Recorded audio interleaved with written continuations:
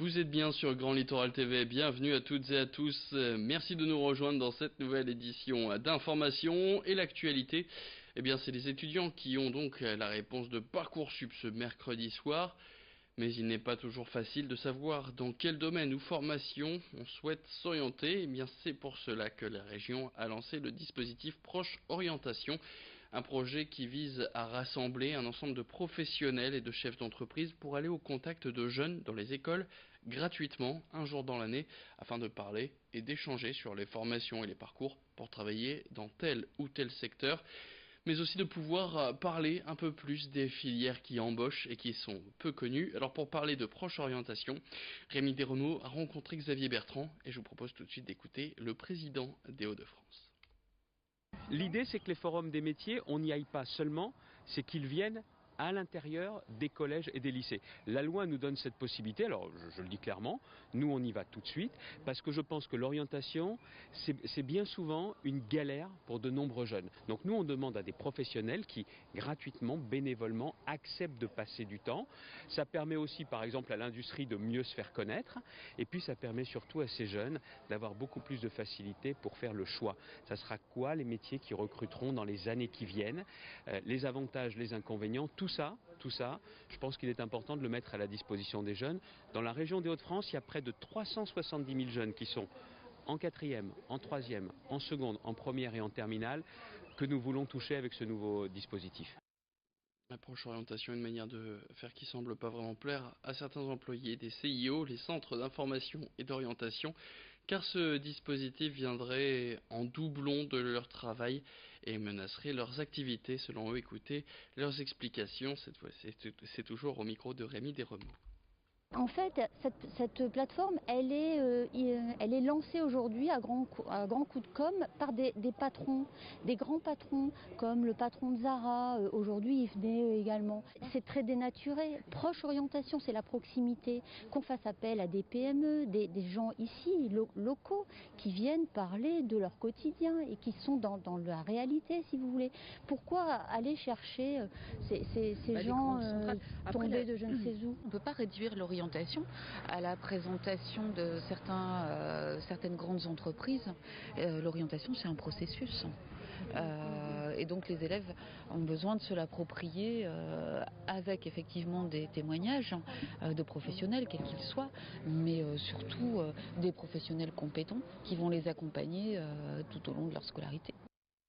Emploi toujours, si les chiffres du chômage ne sont pas en baisse dans l'Audomarois, ce n'est pas grâce à la création d'entreprises. En effet, le nombre de nouvelles enseignes a tendance à stagner dans les environs de Saint-Omer, d'où le concours lancé par la communauté d'agglomération du pays de Saint-Omer, à la CAPSO, ainsi que la PEPSO, qui est donc sa pépinière d'entreprise.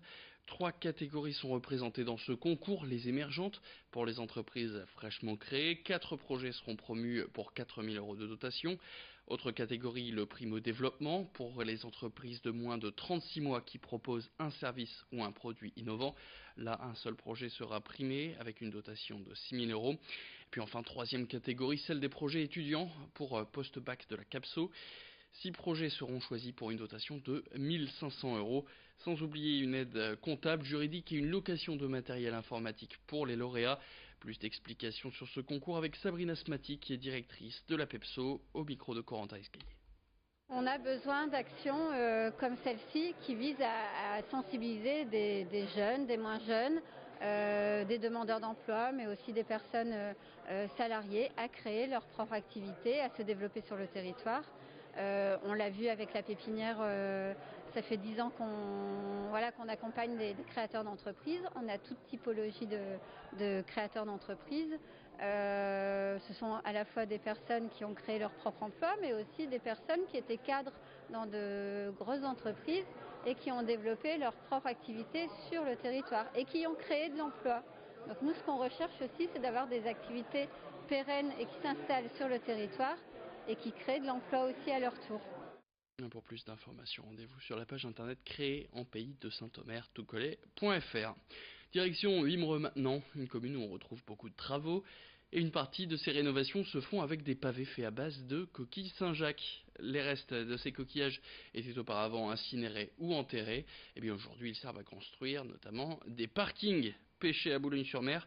Ces coquilles sont vidées, séchées puis broyées pour être intégrées à ces pavés composés à 30% de cette matière. Pavés qui coûtent un peu plus cher, d'accord, mais qui présentent des avantages comparés aux pavés classiques. Ils sont d'abord particulièrement poreux et permettent de filtrer l'eau de pluie dans des bassins de rétention, eau qui passera par ces pavés puis par le sable en dessous et qui empruntera donc un circuit différent de l'eau usagée par les foyers. Une manière d'éviter de saturer la station d'épuration avec de l'eau de pluie. Nouveau dispositif original présenté par Joël Fernagut, adjoint au développement durable et à l'urbanisme de Wimereux, au micro de Corentin Escaillé. C'est une continuité de ce qu'on a mis en place depuis une vingtaine d'années. C'est la déconnexion des eaux pluviales, des eaux de pluie, de la station d'épuration. Donc on a créé ici, en dessous de nous, un bassin d'infiltration de 1000 m3. Et au-dessus, donc ces magnifiques pavés que vous avez, à base de coquilles Saint-Jacques, sont des pavés filtrants. Donc l'eau de pluie passera au travers, rejoindra le bassin et n'ira plus à la station d'épuration. Et puis ce week-end à Boulogne-sur-Mer, c'est la guénée, un plat traditionnel composé de poissons que le patron donnait aux pêcheurs lors de leur retour sur terre, mais aussi de quelques légumes. C'est une espèce de bouillabaisse du Nord mais qui est revue en taille XXL sur le quai Gambetta par le club des 100 cravates. Cette guénée sera cuisinée comme chaque année dans une marmite de 9 mètres sur 2 mètres dimanche matin et vendue 5 € la part au grand public dans cet événement festif. La recette d'ailleurs, c'est 1 tonne de poisson, 2 tonnes de légumes et 150 litres de vin blanc, sans oublier le sel, le poivre et la crème, et des bénéfices reversés à des associations pour financer leurs actions. Beaucoup de travail, donc, comme vous allez pouvoir l'entendre dans cette interview de Daniel Corroyer, le cuisinier, qui sera dans l'équipe de la Guénée. 2 tonnes de poissons, 2 tonnes de légumes, tout ça, ça va être épluché et préparé le samedi, la veille, qui va être sur le quai Gambetta. Préparé par des filteurs, tout ce qui est poisson, et puis nous, les membres des 100 cravates, on va éplucher tous les légumes le samedi après-midi, donc carottes, céleri, ça va être 500 kg de céleri, 500 kg de carottes, 300 kg d'oignons épluchés, tout ça va être préparé et entreposé dans des camions frigorifiques, coupés.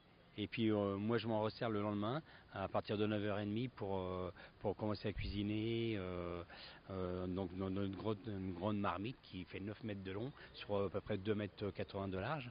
Et on met en route à 9h30 et on cuit ça jusqu'à midi à peu près.